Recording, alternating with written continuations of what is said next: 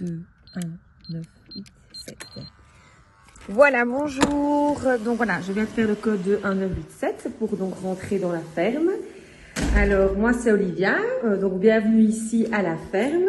Alors, un truc important déjà, c'est ce bouton-ci, donc entouré noir. Donc, c'est un bouton qui est éteint et qui allume tout. Donc, ça, c'est très important en arrivant d'appuyer dessus et juste en quittant d'appuyer dessus. Donc, ça fera gagner du temps à beaucoup de monde. Donc, si à un moment donné, vous avez l'impression que vous n'avez pas de lumière ou qu'il y a un problème, il faut peut-être aller voir avec cet interrupteur-ci. Et c'est peut-être dû à ça que des gens ont chipoté et donc que ça ne s'allume pas bien ou que ça a l'air assez sombre. Donc voilà, ici il y a le kicker à l'entrée. Donc vous allez directement ici sur la droite, vous avez deux chambres. Donc la première est ici, voilà, avec la salle de bain qui est ici. Celle-ci, c'est une douche. Puis vous allez ici, c'est juste à côté, donc c'est encore une autre chambre. Bon, c'est un peu sombre, mais voilà, c'est celle-ci. Celle-ci, je pense qu'elle a donc la douche et la salle de bain, voilà. Donc, elles ont toutes les TV. Donc, pour allumer les radiateurs, c'est les valves qui sont ici au mur. Donc, ces deux salles de bain ont une toilette juste là, voilà. Donc, après, on va aller encore en bas, donc dans ce côté séjour. On continue, on a une troisième chambre qui est ici. Donc, celle-ci a 3 lits. Donc, voilà. Possibilité de dormir avec un enfant ou un adulte à côté. Avec aussi, donc, douche et évier. Voilà. Donc, toutes les chambres, bien sûr, ont une télé. Et donc, là, on continue en couloir avec la toilette ici pour la chambre où il y a plus de lits, donc c'est plus la chambre d'enfant, c'est plus style un peu plus dortoir. Donc 2 lits simples là, 2 lits simples ici, encore un lit simple ici. Et donc il y a la salle de bain ici, comme vous voyez, il y a les petits robinets pour les enfants, etc. Et la douche, ça va? Donc là, c'est les chambres du bain, il y a une chambre en haut qu'on va aller voir par la suite.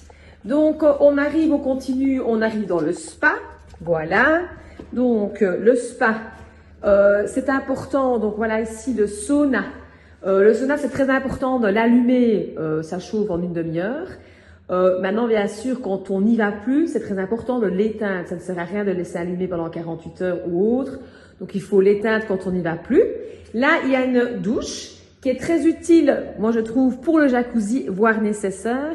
Parce que si on ne prend pas l'habitude, en plus quand on est nombreux et en plus si on reste plus de 2-3 jours à se prendre une petite douche avant d'aller dans le jacuzzi qui est ici, ben le jacuzzi va très vite se salir, donc ça va franchement, ben ça va pas être agréable. Donc moi je vous conseille que ce soit les enfants ou tout le monde, même pour les crèmes solaires, pour tout, pour les petites crasses aux pieds, etc., pour que le jacuzzi soit le plus propre possible, le plus longtemps possible, de vite prendre une mini douche et de retourner dans le jacuzzi. Ça va?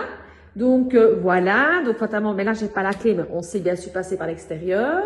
Donc ça ici c'est le spa. Alors il y a un truc très important, donc la clé donc de la piscine est ici, hein, d'accord. Et là ici il y a toutes les informations au spa, un petit peu aussi pour le sauna, le jacuzzi, le fonctionnement, mais il y a aussi quelque chose de très important pour la piscine. Donc lors de la fermeture du volet, il faut toujours impérativement laisser 2-3 lattes apparentes quand on ferme le volet, parce qu'il y a un petit souci qu'on a malheureusement difficile à régler, pourtant on a déjà fait venir pas mal de personnes. Si on le fait aller totalement, on le ferme totalement, il a tendance à s'enrouler enfin bref, il a tendance à poser problème. Donc il vaut mieux laisser 3 lattes bien apparentes, surtout pour qu'après, on n'a pas de problème de volet et qu'on puisse toujours continuer à fermer la piscine. Donc ça, ce point-là, j'accentue, il faut vraiment en prendre compte. Donc voilà, donc ça c'était l'aspect spa. On va monter, donc, voir le séjour. Donc il y a encore une chambre que je vais vous montrer, mais elle est au-dessus, c'est un peu la suite parentale.